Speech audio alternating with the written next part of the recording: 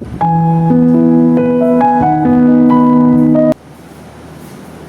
Friends, आज मैं आपके सामने standard 10 chapter number 3 parameter equation and two variable के बारे में कुछ डिस्कस करूंगा। स्टार्टिंग में टू वेरिएबल किसको बोलते हैं वो देख लेंगे, उसके बारे में कुछ रूल्स देख लेंगे, देन वो रूल्स एमसीक्यू में यूजफुल होने वाले हैं। स्लो बाय स्लो हम आगे मेथड चेक करेंगे। तो सबसे पहले यहाँ parameter equation and two variable, तो टू वेरिएबल लीनियर इक्वेशन का जनरल फॉर्म कौन सा है? तो उसका general form ax plus by plus c is equal to 0। Two variable linear equation का general form ax plus by plus c is equal to 0। उसको to variable क्यों बोलते हैं? क्योंकि इसके अंदर दो वेरिएबल x एंड y है। तो a, b एंड c वो के कांस्टेंट नंबर है।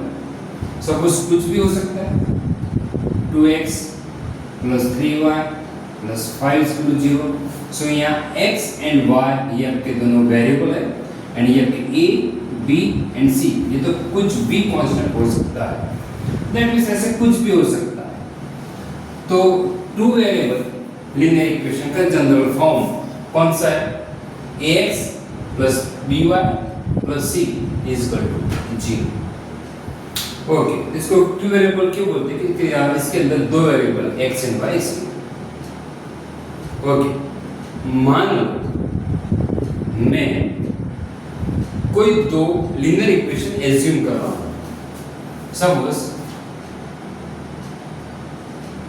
a1x plus b1y plus c1 is equal to 0 and second linear equation is a2x plus b2y plus c2 is equal to 0। दो different type के मैंने to variable linear equation को मैंने assume किया है। इसलिए मैंने यहाँ a1x b1y plus c1 is equal to 0 it's my first equation and second equation is a2x plus b2y plus c2 is equal to 0। ये मान लो ये जो दो लाइन इक्वेशन है उसके ऊपर से ग्राफ ड्रॉ करने के बाद ये दोनों लाइन इंटरसेक्ट हो रही है। इंटरसेक्ट दैट मींस कहीं दोनों लाइन कहीं टच कर रही है। ये दोनों लाइन पैरेलल है। अदरवाइज ये दोनों एक लाइन के ऊपर ही दूसरी लाइन उसको बोलते हैं कोइंसिडेंट लाइन। उनको बोलते हैं कोइंसिडेंट लाइन। तो ये दो इक्वेशन के बारे में ग्राफ ड्रॉ करने के बाद ये दोनों लाइन इंटरसेक्ट हो रही है, दोनों लाइन पैरेलल है कि एक लाइन के ऊपर ही दूसरी लाइन आ रही है, उसको बोलते हैं कोइंसिडेंट लाइन। तो ग्राफ ड्रॉ किए बिना मुझको ये तय करना, तो वो मैं कैसे करूँगा? तो उसके लिए हमारे पास कुछ रूल्स है, तो वो रूल्स हम देख लेते हैं। फर्स्ट, मान लो a1 by a2 is not equal to b1 by b2। That means दोनों इक्वेशन में जो x कोफिशिएंट है a1 a2 उसका रेशियो ले लो एंड जो y कोफिशिएंट है उसका रेशियो ले लो, दोनों इक्वल नहीं है तो हम ये बोल देंगे टू लाइन आर इंटरसेक्टिंग।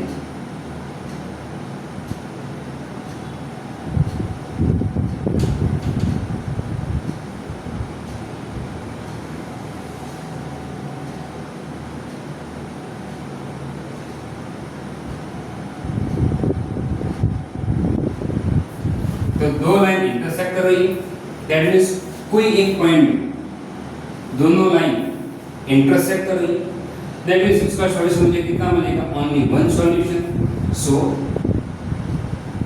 मुझे वन सॉल्यूशन उसका मिलेगा, एक ही सॉल्यूशन मिलेगा जहां इंटरसेक्ट हो रहा है उसके हिसाब से मुझे सॉल्यूशन मिलेगा। ये मेरी फर्स्ट कंडीशन हुई। मान as for example suppose 2x plus 3y plus 5 is my first equation. second equation is 3x plus 5y plus 7 is equal to 0. तो ये दो इक्वेशन है, दो इक्वेशन को ये इक्वेशन के साथ कंपेयर कर लो तो ये हमारा फर्स्ट इक्वेशन के अंदर a1 is equal to 2a, b1 is equal to 3a, c1 is equal to 5. Same second equation, a2 is equal to 3a, b2 is equal to 5a and c2 is equal to 7. Okay, यहाँ a1 upon a2, a1 is equal to 2, a2 is equal to 3 and b1 by b2 coefficient of y इसका मैं ratio ले रहा हूँ, सो 3/5. तो यहाँ हम देख सकते हैं कि a1 by a2 is not equal to b1 by b2. That means two lines are intersect at one point. That means one solution is exists. Either two line are, ये लिखने के बाद हम ऐसा बोल सकते हैं, ऐसा याद रख सकते हैं कि two line are intersecting at one point and that means one solution is exists. ये मेरा फर्स्ट रूल क्लियर हुआ. उसके अंदर a1 by a2 is not equal to b1 by b2. That means two lines are intersecting at one point. That means one solution is exists. Rules number second. मान लो कि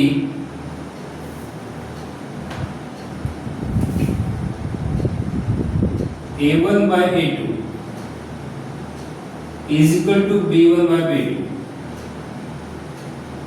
is not equal to c1 by c2. ऐसा है. That means example मैं लेता हूँ. मान लो 2x plus 3y plus 5 is equal to 0. Second, 4x plus 6y plus 7 is equal to 0. तो ये दोनों इक्वेशन को मैं अपने ये इक्वेशन के साथ कंपेयर कर लेता हूँ. सो a1 क्या होगा? a1 is equal to b1 is equal to 3, c1 is equal to 5, a2 is equal to 4, b2 is equal to 6, c2 is equal to 7.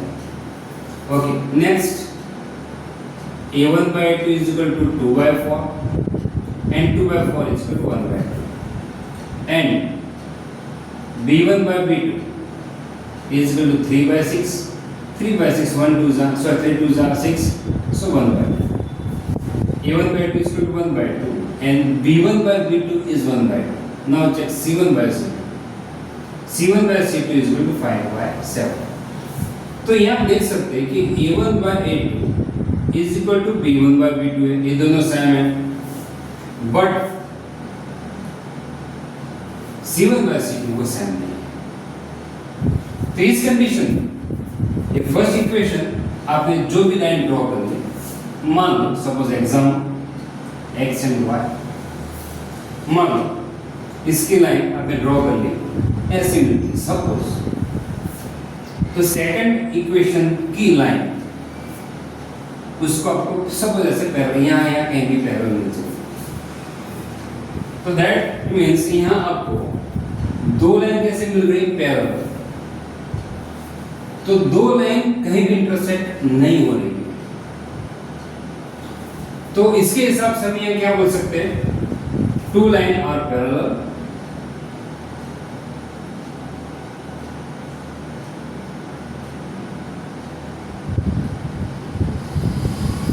that is no any solution.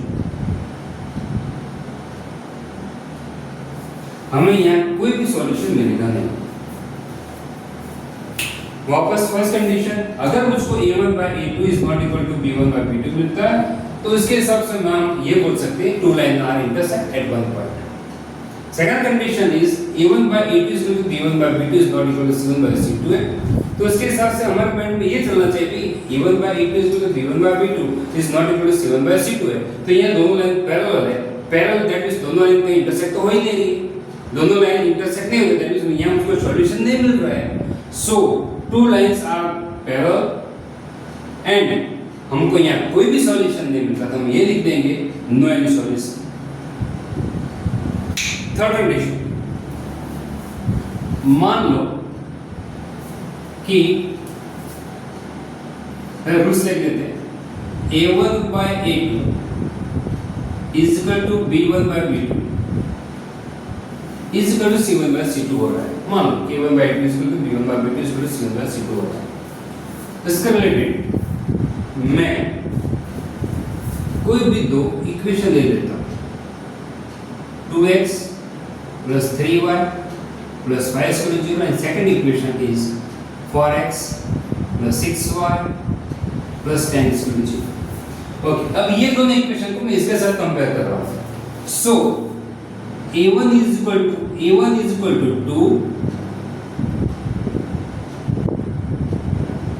b1 is equal to 3, c1 is equal to 5, a2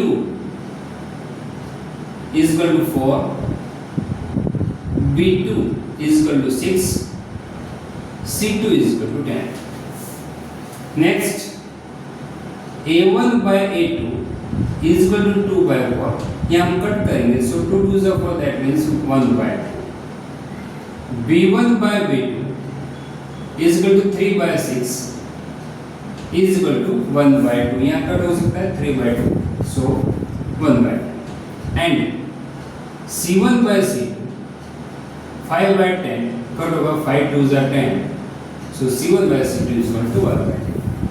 तो यहाँ देख सकते हैं कि a1 by a2 वो 1 by 2 हो रहा है, b1 by b2 1 by 2 and c1 by c2 ये भी 1 by 2 हो रहा है।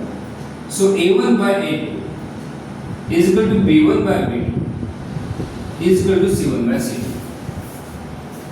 ऐसे कोई भी इक्वेशन में मान लो हमें ऐसी कोई कंडीशन मिलती है, ग्राफ वैसे ड्रॉ नहीं करना है, लेकिन सपोज हमने ग्राफ ड्रॉ कर लिया, X axis Y axis and origin, तो मान लेते ऐसे रैंडमली ये फर्स्ट जो लाइन इसका ग्राफ मैंने ड्रॉ किया, इसका ग्राफ मुझे ऐसे स्ट्रेट लाइन मिल रहा है। ओके, सेकंड इक्वेशन का मैं जो ग्राफ ड्रॉ करूंगा वो ग्राफ मुझे इसके ऊपर मुझे लाइन मिलेगी,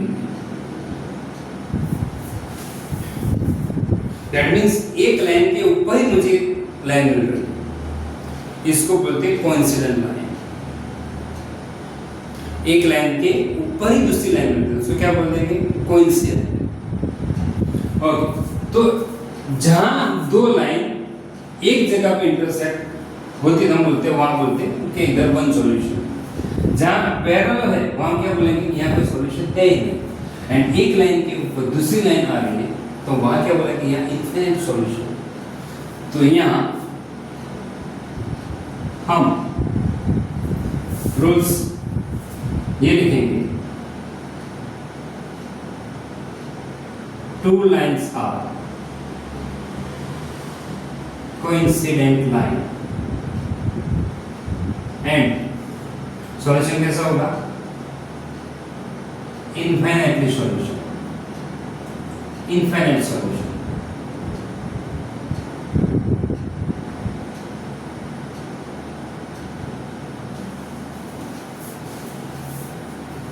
इसका सॉल्यूशन इनफाइनाइट। तो यहां हमारे पास तीन रूल है, ग्राफ ड्रॉ किए बिना हमको सिर्फ चेक करना, हमारे पास दो इक्वेशन होंगे, उसके ऊपर से मुझे ग्राफ ड्रॉ किए बिना रूल के हिसाब से मुझको बोलना है कि मुझे सॉल्यूशन मिल रहा है, नहीं मिल रहा है, कि इनफाइनाइट सॉल्यूशन मिल रहा है। वन सॉल्यूशन मुझे कब मिलेगा, कौन सी कंडीशन में, if a1 by a2 is not equal to b1 by b2, a1 by a2 is not equal to b1 by b2। अगर ये कंडीशन आपके पास है तो आपको वन सॉल्यूशन मिलता है, because two line are intersecting at one point. मान लो a1 by a2 is equal to b1 by b2 but is not equal to c1 by c2। second condition, second condition,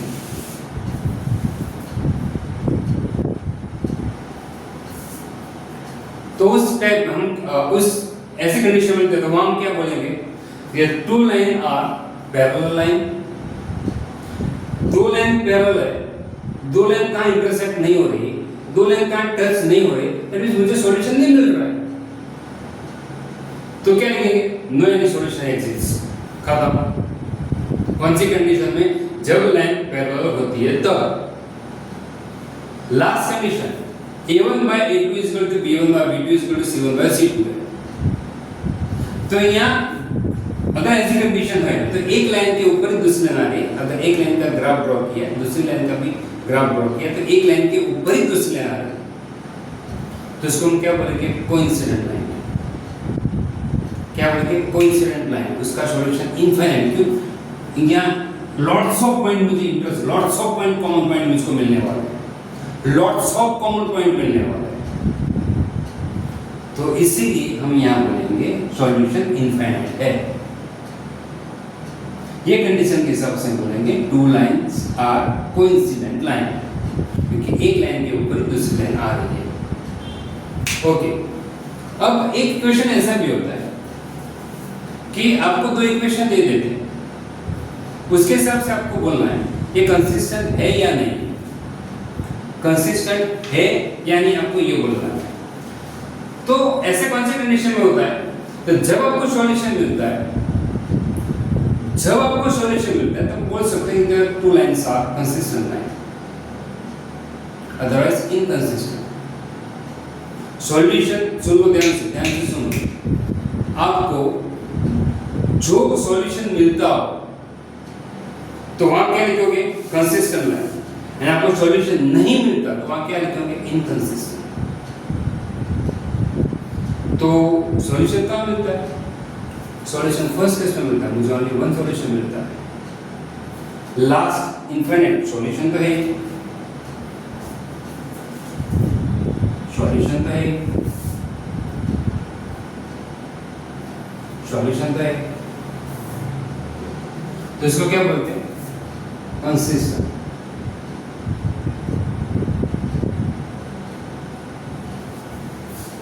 इसको क्या बोलते हैं, consistent.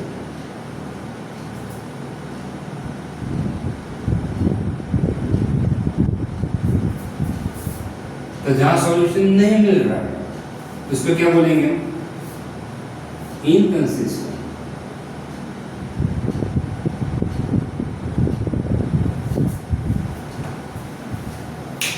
तो जहां मुझे सॉल्यूशन मिलता है, कौन से कंडीशन में, a1 by a2 is not equal to b1 by b2, that means वहां मुझे वन सॉल्यूशन मिल रहा है, that means ये लाइन कंसिस्टेंट है। Okay, second condition a1 by a2 is equal to b1 by b2 is equal to c1 by c2 है। अगर ये condition मिल रही है that means मुझे यहाँ इनफाइनाइट सॉल्यूशन मिल रहा है, तो कंसिस्टेंट है। दो लाइन पैरेलल है, कब पैरेलल है, भाई a1 by a2 is equal to b1 by b2 is not equal to c1 by c2, that means उस टाइम पे मुझे दोनों लाइन कैसे मिल रहे, पैरेलल मिल रहे, पैरेलल लाइन मिल रही है, दैट मींस मुझे वहां सॉल्यूशन नहीं मिल रहा है, तो वहां सॉल्यूशन नहीं मिल रहा है, तो ये लाइन कैसी लाइन है, इनकंसिस्टेंट लाइन, ये इनकंसिस्टेंट है, जहां सॉल्यूशन मिल रहा है वहां कंसिस्टेंट। तो ये सारा ये जो वर्क हो चुका है वो आपके एमसीक्यू के लिए आपको याद रखना है। इसके रिलेटेड कुछ एमसीक्यू हो सकते हैं, इसके रिलेटेड कुछ छोटे बड़े क्वेश्चन हो सकते हैं। अब इसके रिलेटेड ही हम कुछ क्वेश्चन चेक करते हैं एक्सरसाइज 3.1 में। ठीक है, चलो।